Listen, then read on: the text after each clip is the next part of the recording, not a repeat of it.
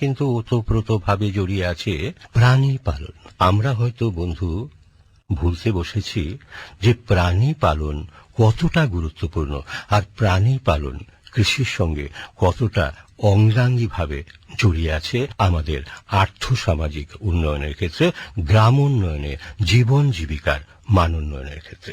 আসুন এ বিষয়ে কথা বলবো, জেনে নেব লাভজনকভাবে প্রাণী পালন করতে গেলে আমাদের কি করা উচিত এবং কিভাবে আমরা এই প্রাণী পালন থেকে একটা সহায়ক আয় পেতে পারি। আজ উপস্থিত আছেন পশ্চিমবঙ্গ প্রাণী ও মৎস্য বিজ্ঞান বিশ্ববিদ্যালয়ের অধ্যাপক অরুণাশিস গোস্বামী, সঙ্গে রয়েছেন আরো একজন অধ্যাপক সুকান্ত বিশ্বাস। যে কথাটা বলছিলাম অরুণাশিস বাবু, যে প্রাণী পালনের গুরুত্ব কিন্তু আমাদের গ্রাম বাংলার অর্থনীতিতে অপরিসীম। আপনি যদি একটু বিশদে ব্যাখ্যা করে বলেন। হ্যাঁ, আপনি আপনার সূচনাতে খুব সুন্দরভাবে বলেছেন যে আমাদের বাঙালির তথা ভারতবাসীর যে কৃষ্টি বা সামাজিক যে ব্যবস্থা, তার মধ্যে কিন্তু প্রাণী আজকে নতুন নয়। সভ্যতার আদিকাল থেকে প্রাণী মানুষের সঙ্গে ছিল, আছে এবং থাকবে। আমরা প্রাণী বলতে এখন যেটা বুঝেছি, মানে আমরা এতদিন যেটা বুঝে এসেছি যে প্রাণী মানে একটু গোবর, সকালবেলা তুলসী তলায় জল দেওয়া, একটু দুধ, একটু ডিম, একটু মাংস, এটা আমাদের আছে, ছিল এবং থাকবে। এটা মানুষের প্রোটিনের চাহিদা, আমাদের যে ম্যালনিউট্রিশন, সেটা থেকে মানুষকে রক্ষা করবে। এটার পাশাপাশি কিন্তু বিজ্ঞান যেভাবে এগিয়েছে, তার প্রযুক্তিকে নিয়ে এগিয়ে এসেছে আমাদের কাছে, সেইখানে এই প্রাণী পালনটাকে কিন্তু একটু অন্যভাবেও চিন্তা করতে হবে আজকের মানুষকে। তার কারণ নদীমাতৃক কৃষিভিত্তিক যে আমাদের অর্থনীতি, গ্রামীণ অর্থনীতি, সেখানে কিন্তু যে খণ্ড খণ্ড জমি, তাতে আমি ট্রাক্টর দিয়ে আমি কিন্তু ব্যাপকভাবে কৃষির কাজ করতে পারবো না। যেটা এম.এস. স্বামীনাথনের সময় আমরা কৃষি বিপ্লবের কথা বলি, সেটা দরকার ছিল, কিন্তু আজকের অর্থনৈতিক যে সীমাবদ্ধতা, তার ক্ষেত্রে এটা একটা কিন্তু অন্তরায়।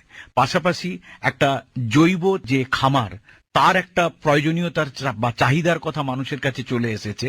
কারণ সেখানে রাসায়নিক কীটনাশক এগুলো ব্যবহারের পরে ফলে কি হয়, ক্রমশ উর্বরতাটা নষ্ট হচ্ছে। তাহলে সহযোগী কার্যকারক যদি অর্থ করি গ্রাম বাংলার মানুষের সহযোগী হতে পারে, সেটা কিন্তু প্রাণী। ফলে প্রাণীকে কেবলমাত্র দুধ, ডিম, মাংস বা চামড়া বা পশম, এইটার ভেতরে কিন্তু সীমাবদ্ধ রাখা চলবে না। এটাকে যেমন আমি ব্যবহার করব দৈনন্দিন জীবনে খাদ্য হিসাবে, প্রোটিনের চাহিদা পূরণের উদ্দেশ্যে, কি বয়স্ক লোক, কি বাচ্চা, শিশু, সবার জন্য, পাশাপাশি এটাকে অর্থনীতিগতভাবে কি করে আরো মানে উন্নত জায়গায় নিয়ে যাওয়া যায়, তার জন্য বিজ্ঞান এবং প্রযুক্তি রয়েছে।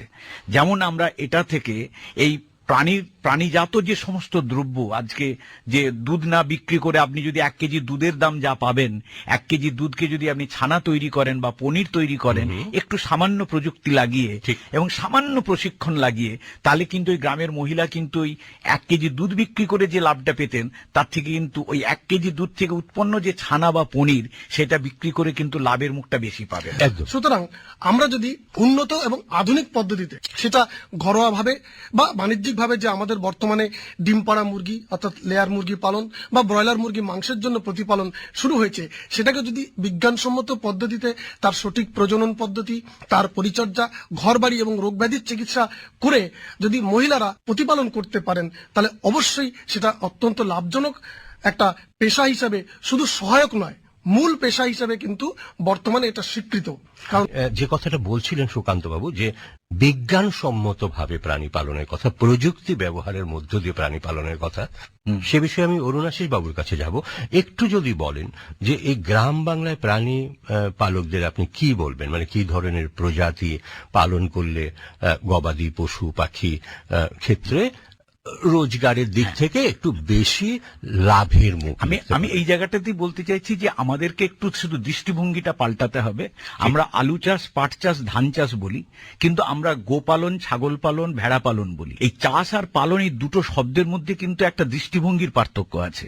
এই চাষের সঙ্গে কিন্তু একটা লাভ, 10 টাকা খরচ করলে আমি 12 টাকা পাবো না 8 টাকা পাবো। আর এই পালন যখন হবে, সেখানে কিন্তু আমার লাভটা বা ক্ষতিটা হচ্ছে কি হচ্ছে না, গরুটা একটু গোবর গোবর দিচ্ছে আর 1 পোয়া দুধ দিচ্ছে, এটাতেই কিন্তু পালনটা সীমাবদ্ধ থাকে। তা আমি এখন বলতে তাতেই চাই, সন্তুষ্ট হয়ে তাতেই যাচ্ছি। সন্তুষ্ট হয়ে যাই, অর্থাৎ এই চাষের পর্যায়ে ভাবতে পারছি না। তো আমি এখন গরু চাষ, ছাগল চাষ, মুরগি চাষ কথাটার পক্ষে, আমি আর গরু পালন বা ছাগল পালনের পক্ষে নয়। অর্থাৎ একটা দৃষ্টিভঙ্গির পরিবর্তন, যেখানের মধ্যে অর্থনীতি যুক্ত, নাম্বার 1। নাম্বার 2, যে কোনো অর্থনীতি বা ব্যবসা করতে গেলে তার জন্য দরকার পুঁজি। এই পুঁজিটা ব্যাংক লোন হতে পারে, কিন্তু আমি ব্যাংক লোনের কথা বা ধারের কথাতে আমি এখনই যাচ্ছি না।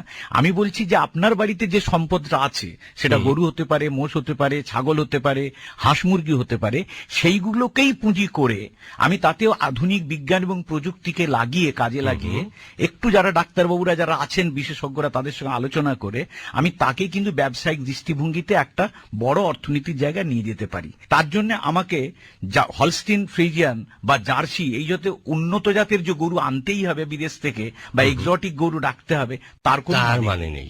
আমাদের নিজস্ব, যেটা আমরা অনেকেই জানি না, বা হয়তো কিছু লোক জানেন যারা এইটার সঙ্গে যুক্ত, যে আমাদের নিজস্ব বাংলার 3টে প্রজাতি আছে, যেটা সারা পৃথিবীর মধ্যে আমরাই কেবলমাত্র আমাদের রাজ্যেই পাওয়া যায়। ছাগলের ক্ষেত্রে হলো ব্ল্যাক বেঙ্গল গোট, বাংলার কালো ছাগল, এবং এইটার দাম বাজারে কাটা মাংস কেজি প্রতি 800 টাকা।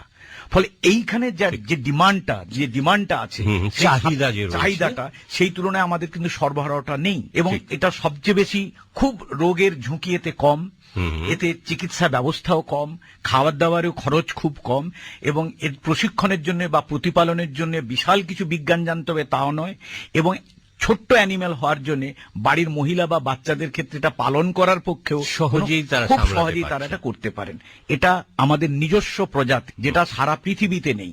নাম্বার 2, আমাদের আছে সুন্দরবনের গাড়ল ভেড়া, গাড়ল শিপ, যেটা কিন্তু আমাদের নিজস্ব, যেটা থেকে আজ থেকে বহু বছর আগে অস্ট্রেলিয়াতে চলে গিয়েছিল এর প্রজাতি বরুলা জিন, যে তারা রামবিউলেট তৈরি করে তারা ওখানকার কিন্তু একটা এক্সোটিক ভ্যারাইটিস তৈরি করে ফেলেছে। আমাদের গাড়ল শিপ, যেটার লোম মূলত কিন্তু এই কার্পেট বা শতরঞ্জি তৈরির জন্য ব্যবহৃত হয়, এবং এর মাংস খুবই সুস্বাদু, এবং সুন্দরবনের যে নোনা জল, সেই নোনা জলের এদের সহনশীল ক্ষমতা অনেক বেশি। তো এই ধরনের একটা গাড়ল ভেড়া প্রজাতি আমাদের নিজেদের আছে, যেটা প্রতিপালন করতে গেলে বিশেষ কিছু বিজ্ঞান বা প্রযুক্তির কাজে লাগে না, খুব সাধারণভাবে আমরা তাদেরকে তৈরি করতে পারি। তৃতীয় যেটির কথা বলবো সেটি হলো ঘুংরু শুকর। আরেকবার বলুন। ঘুংরু শুকর, যেটা আমাদের তরাই অঞ্চল, যেটা চা বাগানের উত্তরবঙ্গের যে তরাই অঞ্চলগুলো, এইগুলোতে কিন্তু মানে এগুলো দেখতে একেবারে দেশি, এটা ওদেরই মতো সাইজ, কিন্তু এরা একসঙ্গে 10 থেকে 12টা করে বাচ্চা দেয়, যেটা আমাদের সাধারণ যে দেশি শুকর সেটা 4-5টার বেশি দেয় না। এবং আমি যে বিশ্ববিদ্যালয় থেকে আজকে প্রতিনিধিত্ব করতে এসেছি, আমাদের ওখানে যে ফার্মটা ছিল তাতে ঘুংরু পিগের হাইয়েস্ট রেকর্ড আমরা পেয়েছি কিডিং এট এ টাইম 18টা বাচ্চা। তা আমরা সেটাকে আমরা বলছি না অ্যাভারেজ, কিন্তু অ্যাভারেজ 10 থেকে 12টা এটা পাওয়া যায়, এবং এরও প্রতিপালন ব্যবস্থা এত বেশি জটিল নয়, যেটা আমাদের গ্রামের মহিলারা